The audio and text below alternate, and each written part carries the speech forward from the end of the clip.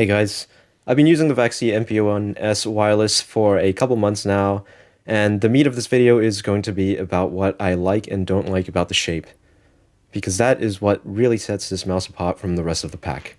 But just quickly, about the other parts of the mouse, the sensor implementation feels much sharper than a regular 4K implementation for whatever reason. Vaxee really took their time with this one, and it really shows. This is definitely the best 3395 implementation I have used thus far. The clicks are light mechanical switches, which are really easy to spam, no complaints here. The build quality, no problems except for the bottom function buttons, which do squeak a little when I press them, but nothing I really notice in-game at all. The stock skates are decent enough PTFE skates, but definitely on the slower control side. I would still consider switching these out for aftermarket ones such as Core Pads or Tiger Ice. The weight of the mouse is at around 70 grams, which I didn't have much issues adjusting to from a 60-gram mouse like the Superlight or the Viper V2 Pro, unlike the slightly heavier XE. The mouse has been consistently one of my top performers and will definitely stay in my rotation for the foreseeable future.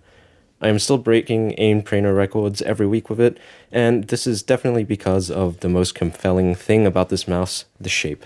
Vaxee has really done an amazing job in pioneering this half-ergo style shape, and even since its release as a wired mouse, there still isn't really anything like it on the market.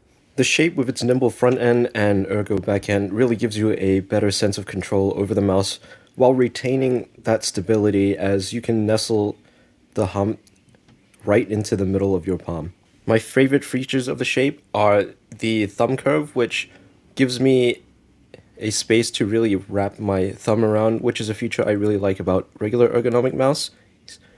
But this mouse also doesn't force your hand into sort of a weird tilt, which may feel weird, and it definitely feels weird for me for long-term ambi mouse users. I feel like being forced into a tilt restricts my movement somewhat, and this mouse definitely doesn't do that. If you have used a Viper Mini or another similar thinner grip width mouse and you're really feeling like you are missing support in the rear end, this mouse might be my favorite alternative currently. The only real gripe I have with the shape of the mouse is that it is not the most comfortable mouse for me, as it does trend towards a more aggressive claw grip because of its shorter length. It just gets a little bit tiring holding the mouse that aggressively for longer periods of time. But regardless, this has consistently been one of my top performers.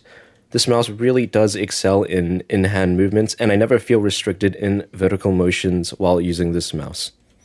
If this mouse sounds like your type of mouse, I would definitely recommend it, as it really does deliver on its main selling point, its shape.